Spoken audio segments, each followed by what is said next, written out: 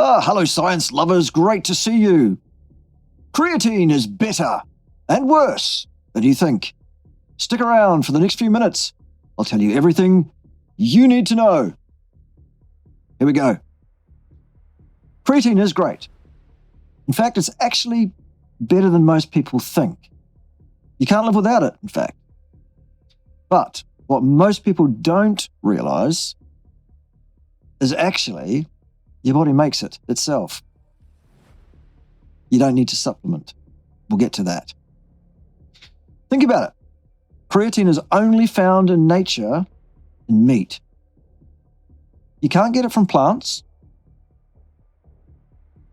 Yeah, but meat's expensive. Yes, it can be.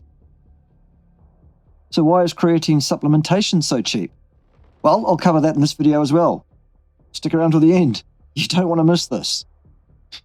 Top brands don't want you to know why creatine is so cheap, frankly. Today I'm going to break down everything you need to know about creatine, the good, the bad, and the outright disturbing. Let's start with the good. All right. Why is creatine good? Well, creatine is a molecule that plays a part in energy homeostasis, the energetics of every cell in your body, including all your muscle cells. Creatine is the temporal, meaning time-wise, and geographical, in space. It's the buffer, it's the transfer of energy from the mitochondria, where it's produced oxidatively, to the sliding filaments and the cell polarization mechanisms that produce ATP anoxically without oxygen. There has to be a go-between the oxidative pathways and the pathways that rely on non-oxidative chemical reactions. Without creatine, you cannot contract muscles at all. Neither can you relax muscles. So without creatine, your muscles would lock up. It's called tetanus. Not the disease tetanus, the actual effect, tetanus. Okay? You die in that case because, well, your heart is a muscle. If it can't beat, well, that's the end, isn't it? And even if your heart is beating, but your muscles can't contract, they lock up, the cell dies, it starts to produce toxins pretty quickly. So you need creatine. Luckily, though, your body makes creatine. Who's taking all the creatine supplements, though, and why are they doing that? Okay, mostly it's athletes who think for some reason that creatine is going to improve their athletic performance. And let's cover that one off right here and right now. Here it is. Creatine is the most researched nutritional and ergogenic supplement, meaning supplements that are supposed to improve performance in sport, in the world. In the world. Thousands and thousands and thousands of papers have been published on this topic with all sorts of different methodologies, all sorts of different subpopulations of athletes and other people. Out of all of that, over years and years and years and years, what we've got is a completely equivocal set of results.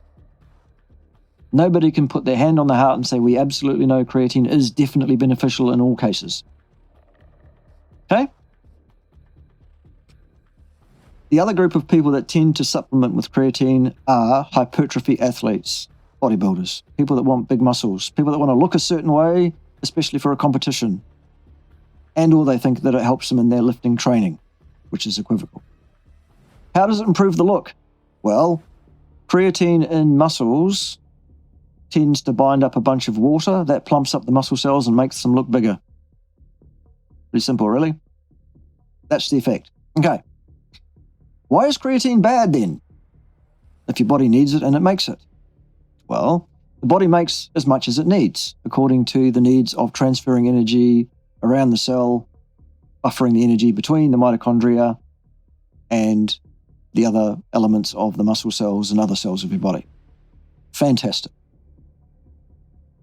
If you force in a bunch of excess creatine from supplementation, that can cause you a problem. Several problems. Directly and mechanically, a muscle cell that's plumped up full of water tends to be less able to contract effectively. So while it might look great, functionally that can be a problem.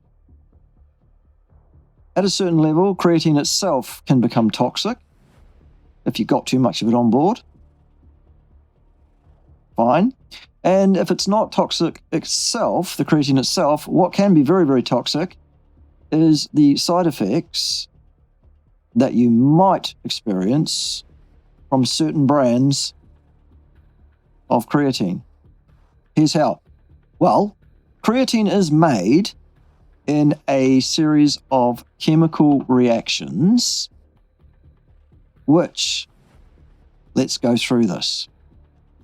The standard industrial process combines two chemical precursors, sarcosine and cyanamide.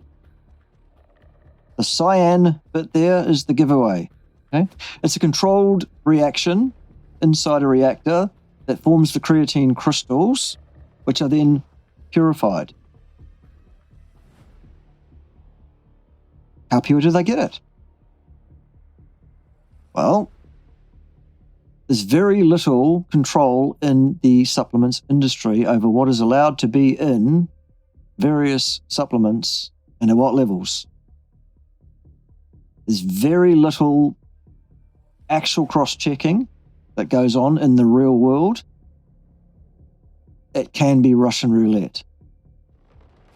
The cheaper the brand of creatine, the more likely it is that it's going to contain a higher level of potentially very toxic products. So, that being said, the solution for creatine.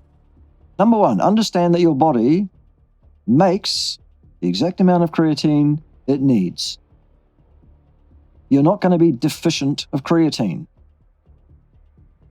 Your body makes creatine from two amino acids, arginine and glycine. There's a reaction that takes place according to the action of an enzyme called amidotransferase, which then produces a product called guanidinoacetate. And then guanidinoacetate goes through a second enzymatic reaction, which leads to the creation of the creatine. So all you need to do is have a sufficient supply on board of arginine and glycine. And where is the best place to get bioavailable, appropriate amounts of amino acids? Well, it's from a species-appropriate, species-specific diet, that being hypercarnivore. Eat muscle meat, that is, not organs. Eat muscle meat and associated fat, mostly of ruminant animals. There you go. Pretty much that's everything you need to know about creatine. Thanks for joining me. Join me next time when I'll tell you something fascinating about something else. You're welcome.